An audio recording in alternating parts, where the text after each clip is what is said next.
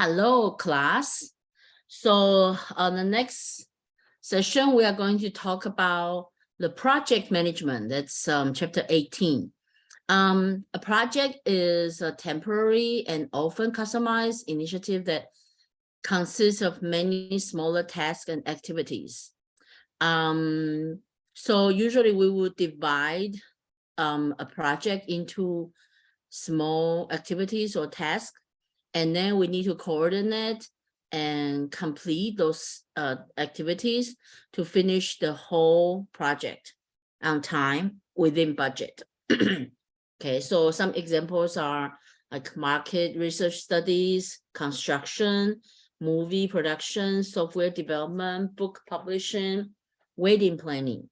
So we split it into smaller pieces and then plan like each piece, decide each piece how much we're going to spend, how long of the time we need. Okay, so project management involves all activities associated with planning, scheduling, and controlling project. So let's see, but so some of the examples in a project.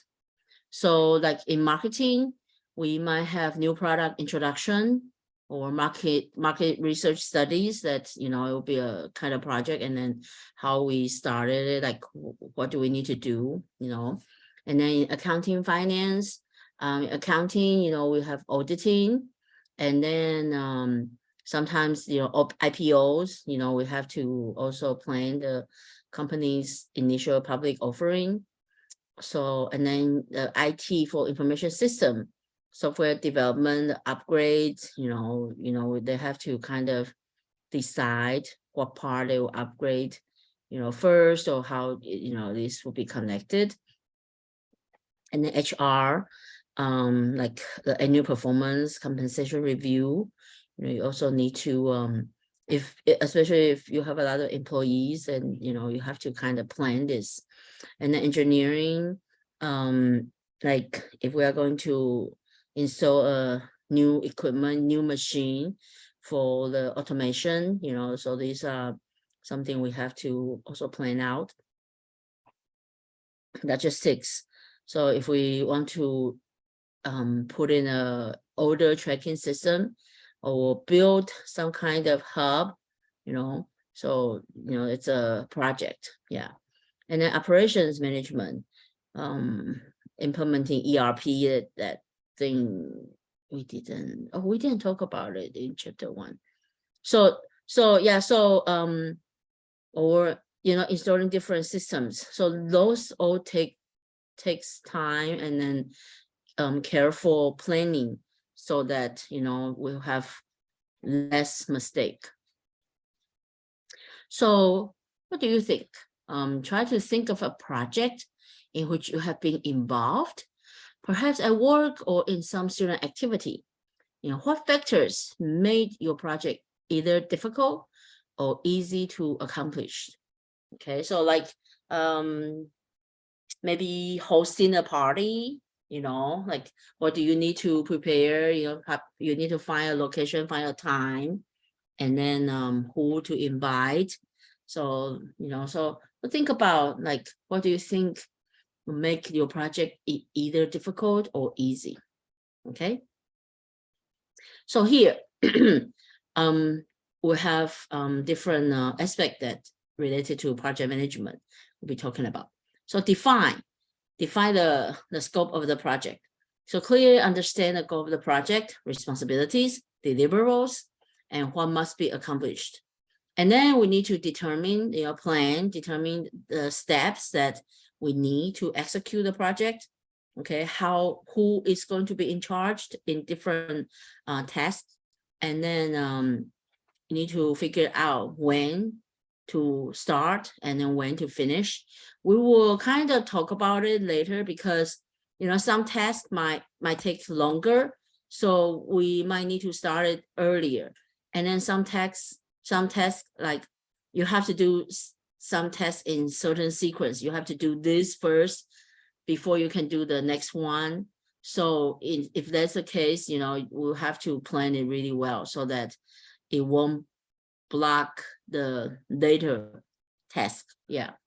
And then organize to coordinate the resources so that we can execute the plan in a more efficient way, cost-effective, more efficient, more frugally. Yeah.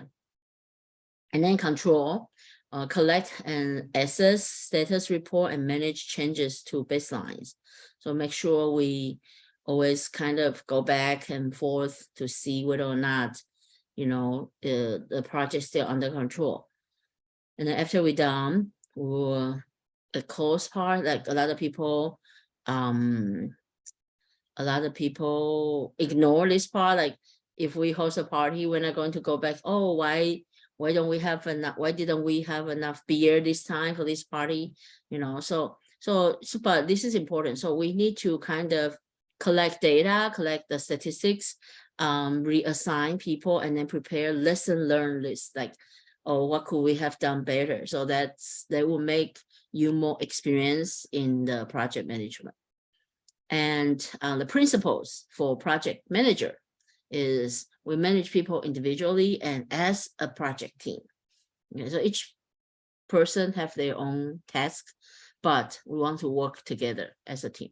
Reinforce the commitment and excitement of the project team. And then keep everybody informed. Build agreements and consensus among the team.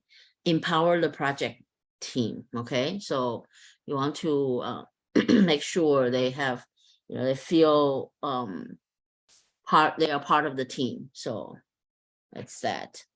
And then contributors and impediments to project success. So contributors are like, let me pick some stuff like top management support, strong project manager leadership, accurate time, cost estimates, teamwork, cooperation.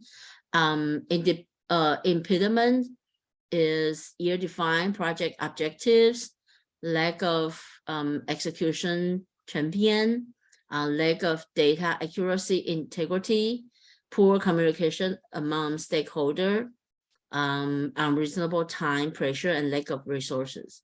Okay, so these are all like the reason why the project is success, and then the reason why the project might not be success. Yeah, I mean succeed, not success, be succeed.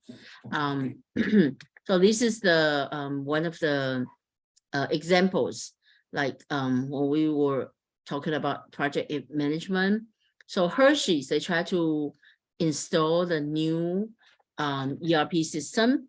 Okay, the one I thought we talked about in chapter 1, but it's actually here. So so they try to install this, but the thing is that originally this is a 4-year project, so it's 48 months, but they want to make it faster. So they try to squeeze it down to 30 months, which is 2.5 years. 2.5 years, 4 years to 2.5 years. Okay, and then it become like really bad because some of the system didn't connect well. So when especially like during Halloween season, before Halloween, people and stores would order a lot of candies, and they keep ordering candies, but somehow it didn't go through the whole system. So the system didn't get the candy, and then they didn't produce enough candy, and then people were waiting. So it become like a nightmare for Halloween. So, and then the techniques for planning, scheduling, and controlling project. Okay, so we have to think of 3 factors: time, how long would it take, and then resources, what do we need, and then cost, how much do we need. So those are the things that we will have to plan, schedule, and control. And the definition, for example, design, install of a new software system. So the objective will be, we want to develop an integrative software package within a predetermined budget and promise project completion data that makes all system requirements while meet all system requirements while providing adequate interfaces with legacy system.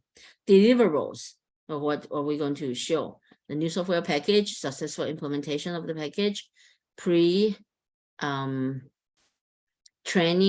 of Salesforce and PC system operators. Okay, so those are, some of the examples of, how we can define project, and then what other information we need to include in this. Okay, and then we have activities. So activities are usually the discrete task. They will need resources and time, and they are part of the project. Okay, we separate, we divide one project into different activities. And then we have the immediate predecessors. Remember, I said that some activities are related to each other. So the immediate predecessors means those activities has to be done before another activity can start. So precedence relationship make sure the activities are performed in a proper sequence when they are scheduled. And then the work breakdown structure is a hierarchical tree of end items that would be accomplished by the project team during the project. So this is the project activities and precedence relationship. So we have A, B, C, D, F, G, H, I, J, K activity. And each activity has different description. And then we have the immediate predecessors. So we see here A and B, they don't have immediate predecessors. So they are the first project. So let me just draw this really quick. Let me see if I can. So it means like A, oh wait, I couldn't draw. A and B, and then after A and B, we'll connect to C. Where is it? Oh, here. So A and B, C is right after A and B, and then D, E is right after C. Okay, so based on this, we can draw the network of the project network. So we have a set of circle or box called knots, like what I was drawing or what I tried to draw. Okay, so we see A, I tried to make it disappear because I don't want to make really messy, but let me show you. So let's go back to, so this is knot, okay? The circle is called knot, and then the arrows are called arcs. So arrow define the relationship between activities, and then the knot is the activities, okay? So this is called activity on knot. So the knot is activities, but we have another one called activity on arc, okay? So it's another different way to do the project network. But let me show you this. So like for this one, A and B they don't have any predecessors, so they are the first one. So we'll have A here, and then B. So this is the knot. And then we draw the arc, the relationship. So after A, it goes to C. A and B both go to C here, right? So C, draw a knot. And after C, we have D and E. D, draw, and then E. I'm using mouse. See, I feel I'm so proud of myself. And, what else? And then E, F is right after E, right? So F will be here. F. And then G is after C. G is after C. So G should be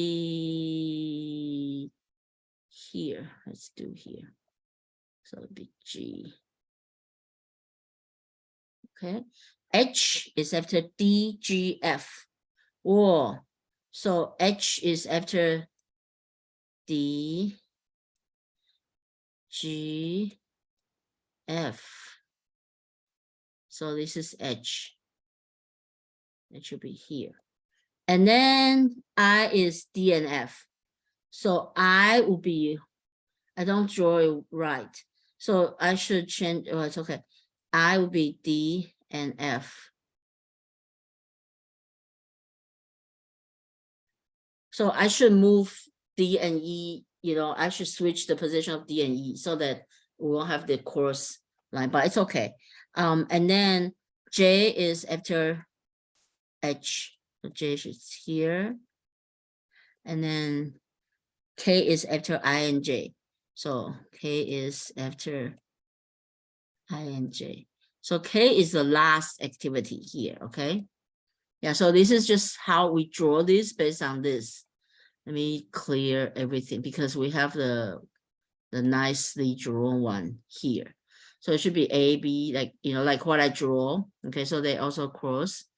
But if I put E here, if I put E here, and then F, and then we can put connect to H, then it won't look so messy like this, yeah.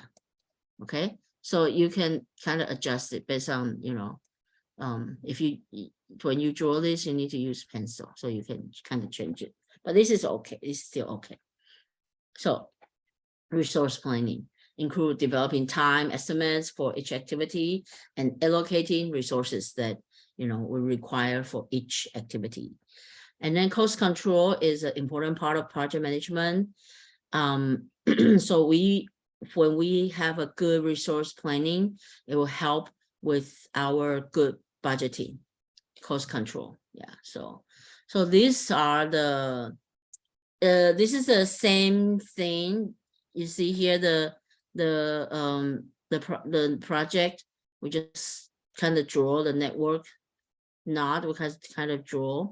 So this is the same thing. If you see the first, this is the same thing as a few slides ago. Okay. And then now we add the time for each activity. Okay, we need 3 weeks, 5 weeks, and then we have the cost for each activities. Okay, so this is just some of the more more information. So now, when after we draw that network chart, we can kind of calculate the required time to to finish the whole project.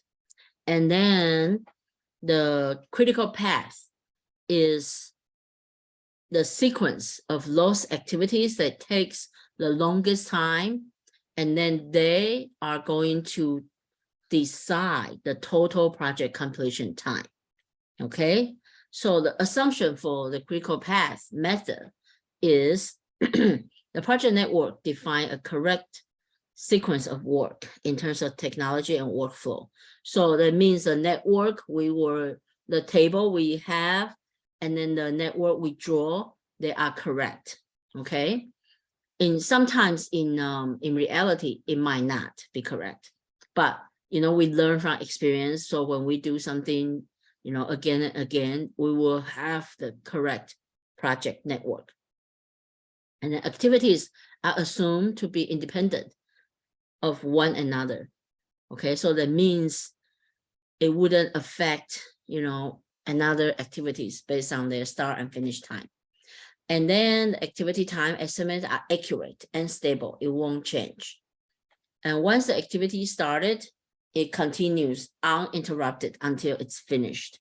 But in reality, those might not hold, okay? But, you know, when we do the critical path method, that's our assumption. So to do that, you know, this might look weird, but when we have example, it will make sense for you. So we will calculate, first thing, we calculate the earliest finish time will be equal to earliest start time plus the time for each activity. Okay, then rule 2, the earliest start time for an activity equals the largest earliest finish time of the immediate predecessors. Okay, so the next early start time will be equal to the largest earliest finish time. I'll show you what it means. And then the latest start time should be equal to the latest finish time minus the time. Okay, so the latest finish time for activity is the smallest latest start time of the all immediate successors. So when we do earliest time, we do it forward. Oops. We do this way. But when we do the latest time, we do backwards. So I'll show you with example. So this is how the node, the activity called node, how the node is going to, you know, how we put the information in there. So you can draw something like this, like sometimes I draw something like this. What do I do? Draw something like this. So you draw.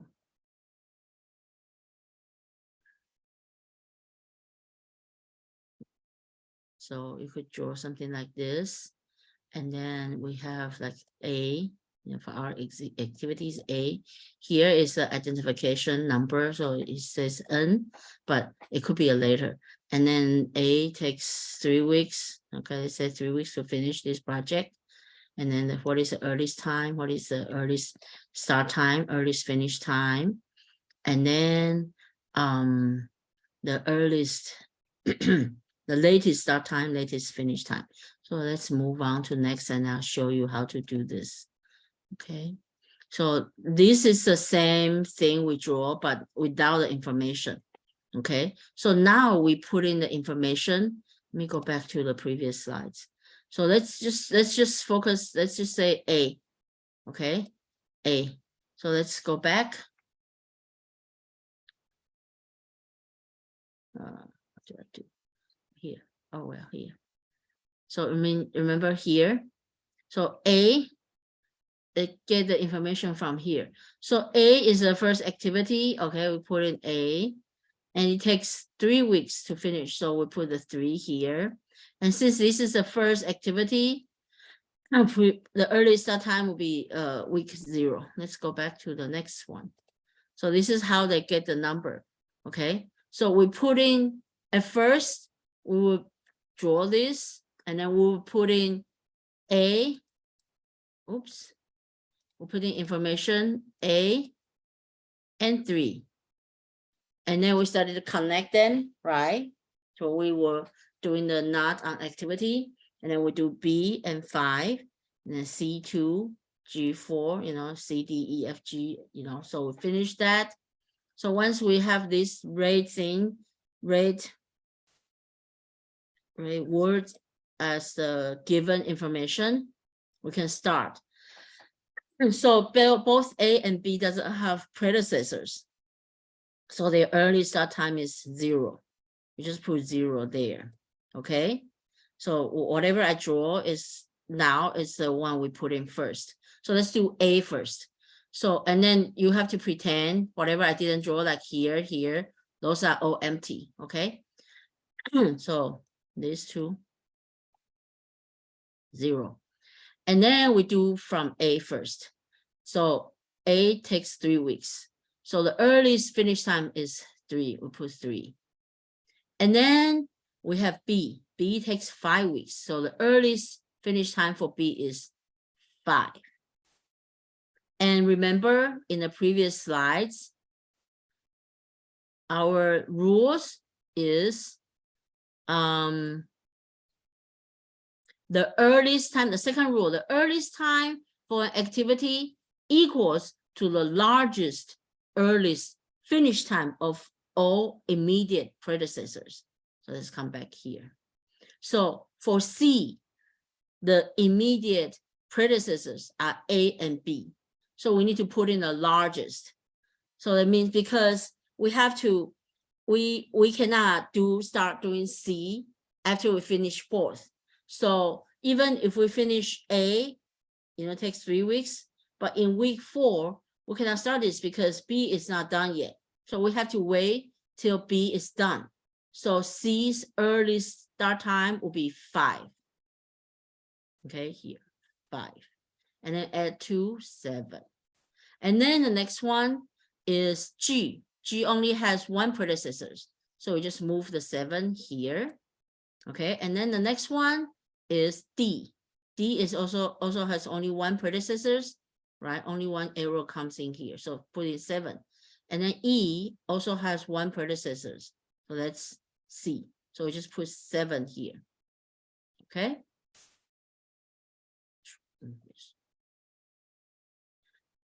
7. And then we just keep adding, like 7 plus 4 is 11. 7 plus 6 is 13. 7 plus 5 is 12. So the next one is this one, H. So who goes to H? You see here, G, both G and D, and F. Okay, F also goes to H. So we have to do F first. So we put the 12 only E goes to F. So 12 plus 3 is 15. So now we have all the 3 predecessors like connect to H. So which one is the largest? So this one, let me see. I covered it. So this is 13. Okay. So I thought it's 18. So let's make a circle. So out of these 3, G, D, G, and F, the largest earliest finish time is 15. So we put in 15 here. And then here, J only have H as predecessor. So 15 plus 3 is 18. So we put this 18 here. And then 18 plus 2 is 20. So I has 2 predecessors.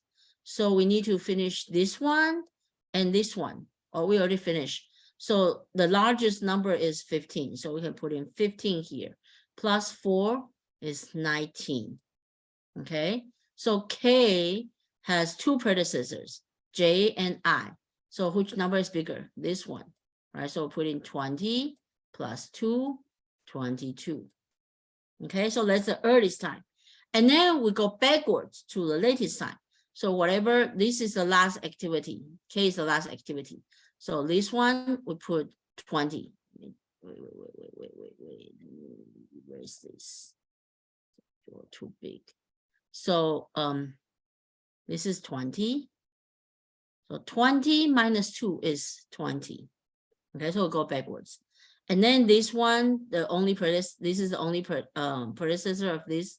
This is the only successor of I. So the 20 moves here, 20 minus 4, 16.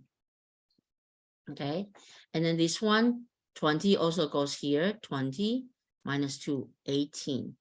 And then this, is it the only predecessor? Yes. So this 18 we can put in here, 18 minus 3, 15. Okay, and then here, 6, the predecessor F is predecessors of I and H. So for the predecessors, we'll put in the smallest number. Okay, let me go back to the previous slides. Sorry. So for rule 4, the latest finish time for activity is the smallest latest start time. Latest start time? Yeah, start time of the immediate successors. Okay, so the successor, the latest finish time, this, okay, should be the smallest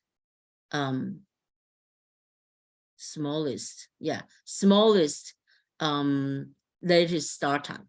So for this number, the smallest, they have 2 successors.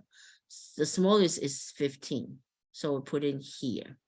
Okay, so this one, and then 15 minus 3 is 12. So this is done. So here, this one has 2 successors. It has this one and it has this one, right? So 15 and 16, which one is smaller? 15. So put in 15 here, and then minus 6 is 9. And then G only has one successors, so that's this is H. Is it H? I think so, but yeah. Oh, it would draw. It would erase so much. So this is H. So this is 15. Okay. So put 15 here, and then minus this. So how about E? E has only one successor. So this is 12. So put 12 here, minus 5, 7. Okay. And then G only has one successors, also H.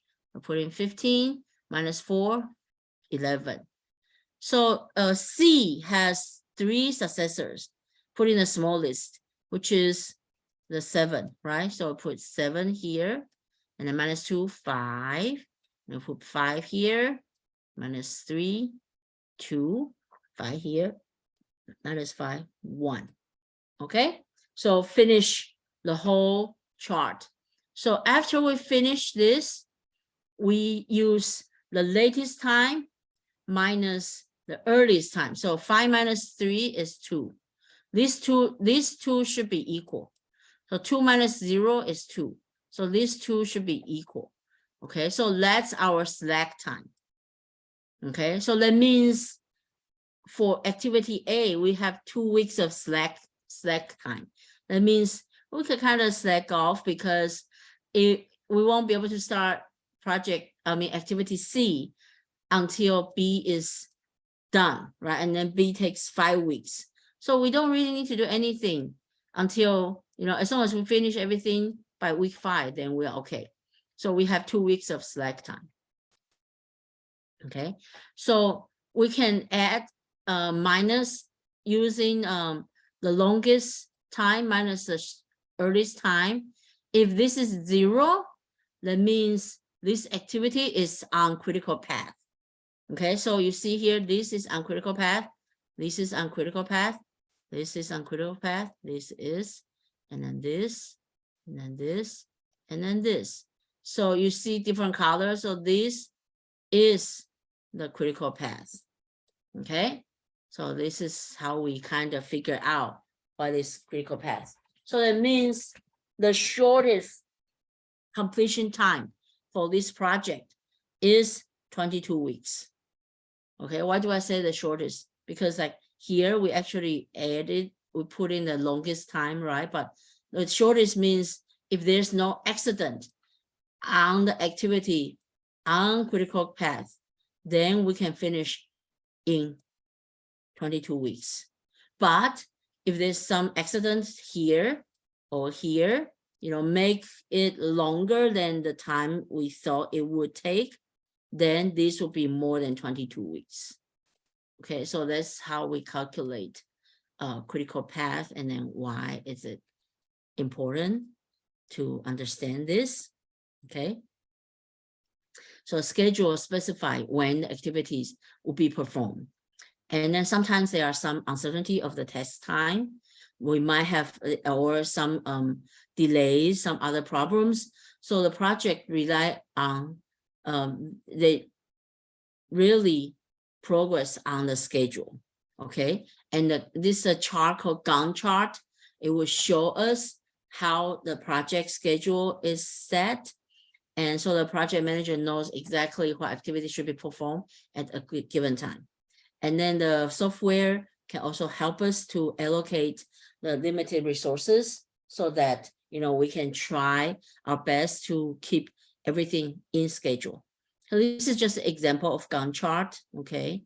So this is the same thing we have. So see, we finish in 22 weeks, but you see here, so this show us how this, like when we perform this project. So one example is, what if this E is delayed for 2 weeks? Okay, is it 2 weeks? 2 weeks or 1 week? Yeah, maybe 1 week or 2 weeks. Then what should we do? Then this will be, push back and push back. So eventually it would take us 23 weeks. So it's 1 week delay. Okay, 23 weeks. So we have 1 week delay. Okay. So we have the trade-offs between time and cost. So if we want to speed up a project, we'll have to pay to, kind of speed up, and that's what we call crash time, shortest possible time, when we can pay a little bit more to make it go faster. So crash cost is the cost, additional cost to try to complete activity in the crash time rather than its normal time. Okay, so the crash cost per unit of time is the crash cost minus normal cost divided by the normal time minus crash time. Okay, because the crash time is shorter, normal time is longer, so the bigger number in the front. So this is some examples how we can, like, there are we can crash this in how many weeks, and then the cost will be this much. Okay, so the normal cost is this much, this is a crash cost, so we will calculate the difference. But one thing is we have to do the crash. If we want to crash some project, we have to do the crash on activities on the critical path. Okay, so that the total time will be shorter. If we crash something like not on the critical path, like this one, so even if we finish this in 2 weeks, we still need to wait for this to be done to start C. Okay, so we want to start the critical activity. We want to crash, activities on the critical path. We don't want to crash some project that has slacks. Okay, so that's it. So you have to remember that. So this one, we try to crash this into 17 weeks. Okay, so how do we do that? So we need to, crash some of the stuff. Like here, you see the B. B was original takes 5 weeks. So now we crash it to 4 weeks. And I think this one we also crash it. Okay, so we just keep doing, like, crashing different stuff, and then we add, some extra cost. So that's just some example, like how we can do this. Okay, so I'm not going to go through this because we would not do this, but this is just to show you we can kind of do it. And remember, we have to look at the activities for the critical, on the critical path. Okay, and then we'll crash some activities there. So we have different options. We can crash A, D, B, C, F, and AD, if you look at here. Okay, so the critical path here is here, here, or here, here, here. So I actually have 2 critical paths. Okay, like this. Okay, so we can decide, whatever activities we want to crash. And you can see the examples. They have like 5 different options. And then from here, I'm not, we're not going to calculate it, but from all the options, what will you do? Which one will you choose? Every one of them, they can kind of crash by 1 week, right? This is, you have to crash both. So this way is the cheapest. Of course, I'm going to do the lowest cost. Okay, so yeah, that's the solution. And then we still, like we say, those have some kind of assumption that shows that everything is accurate, but sometimes accident might happen in reality. So we do have uncertainty in project management, and then we will use this called PERT, the project evaluation and review technique. That's another approach we used for the project management. So it's used to handle the uncertainties in the activity completion time. And we still need to use the critical path model to kind of calculate the completion time. So the critical path model that assume activity times are constant, but we use that number, the completion time we get from critical path method, and then along with the PERT, the project evaluation and review technique, we can kind of estimate, you know, how possible we can finish this in time. Okay, so let's look at that. So there are 3 PERT estimates are obtained for each activities. We have optimistic time, which we use A to represent it. Okay, so activity under ideal condition, most probable time M, and then pessimistic time we use B. Okay, so this is how this looks like in the statistics. So the most possibility time, expected time, most optimistic and pessimistic. Okay, it looks like this. And expected time will be A plus 4M plus B, and since now it's 6 portions divided by 6. So that's the expected time. And then the variance will be B minus A, the pessimistic time minus optimistic time, square divided by 36. Okay, that's variance. So using this, we can kind of calculate the time. So so we have optimistic time, most probable time, pessimistic time, and this is the expected time. So you see here, this is the same thing we did. So this is the information we got before. Remember the expected time when we calculate the critical path. Okay, so we use this to come up with this. And then we can also calculate the variance for each activity. Okay, so with this model, using critical path, we know the completion time for this project, including all these activities, is 22 weeks. Okay, so let's go down. So the critical path is found using the expected time, you know, like what we just did. And it matches the previous example in critical path. Okay, so you see they have A, B, C, D, E until K activities. So and then after we calculate that, you know, the critical path, we found out it takes totally 22 weeks to finish the project. And then we can use PERT to kind of help us to understand the uncertainty. So how do we do that? So now we know that this is 22 weeks, right? And we know the critical path is B, C, E, F, H, J, K. It's the same example as the previous one. And then we add the variance, okay? Sigma squared. Is it called sigma alpha? Oh my God, I forgot. This is alpha. Is it alpha?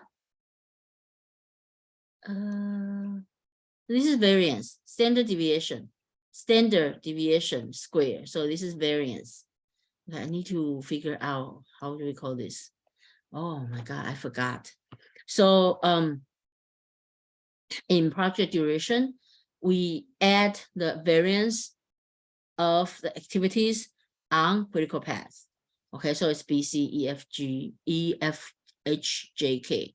So we get this information from here. Let me see here, the variance. How do we calculate that? We use B minus this square divided by 36, right? Let's go back to C here. Yeah, B minus A square divided by 36. So we add up all the square and it's 2.77. So that's the variance of the critical path. And then with that, we can calculate the standard deviation. Okay, so that's, and then we can use that to kind of look at the, what's the thing called?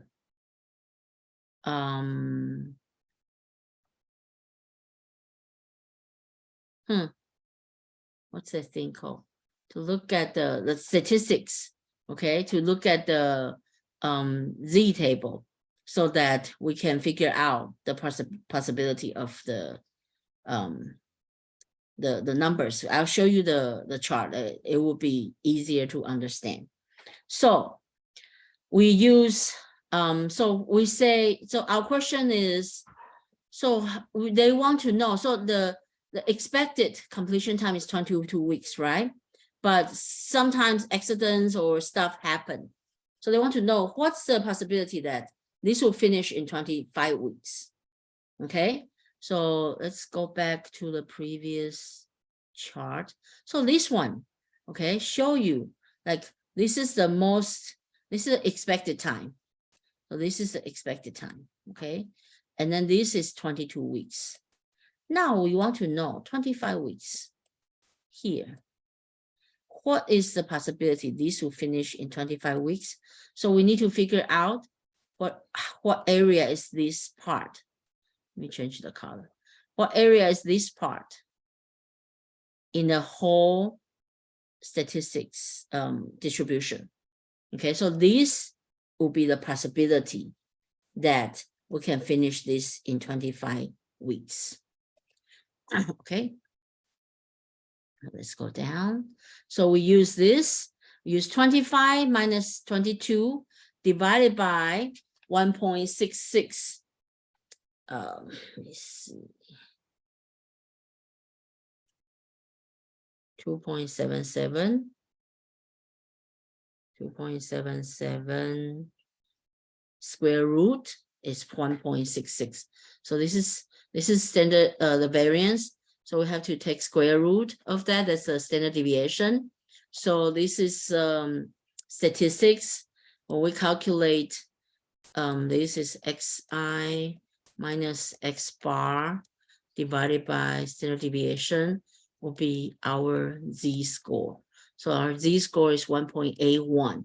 And then if we go back to the statistic table, we look at the 1.81, and that means the distribution for that will be 0.9649. So how do we do that? Unfortunately, we don't use textbook, but we can go to, so this looks like this, okay? So 25 minus 22. So what we can do is, z-score is 1.81. I'm going to show you. Let me exit here. Okay. Let me see if I can find the Z table. Z table. Normal distribution. Okay. So what we need to do is just find image and just click. We can do this one. Okay. So you just look at the chart and this will tell you all the whole thing, whole area here. So we want to look at, how do I make it larger? 1.66.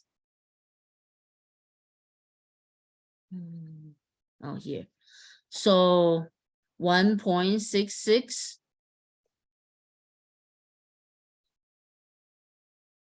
This is 6. So 1.6 is 66 is here.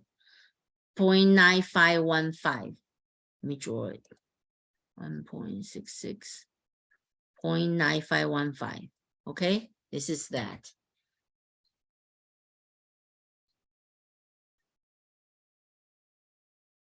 So if we go back to this, see here. Oh, it's not 1.6, it's 1.81, sorry, 1.81. So if we go to the chart, 1.81 is here, 0.9649. So 0.9649. So we have 96 0.5% of chance the project will be finished in 25 weeks. So here, see, 0.9649. So this one, they use 0.4949 plus 0.5 because the chart they use is not like this one. The chart they use is like this one, okay? So when you use this one, let me see if I can make it larger.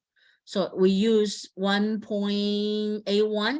So it's 1.81 is 4946, right? 4946. Let me see if I can draw. Let me draw it.